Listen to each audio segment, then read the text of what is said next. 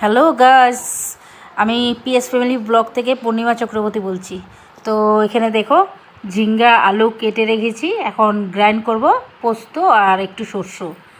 তো এখানে বেগুন ভাজছি, এই কড়াই বসিয়ে দিয়েছি, একটু তেল দিয়েছি ওই ঝিঙ্গা পোস্তটা বানাবার জন্য। তো এখন ফোড়নে একটু কালো জিরে দেব। এখন আলু আর ঝিঙ্গেটে ছেড়ে দেব।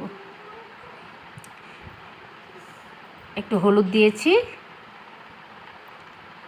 এখন নুন দিচ্ছি, দিয়ে একটু নাড়িয়ে একটু ঢাকা দেব।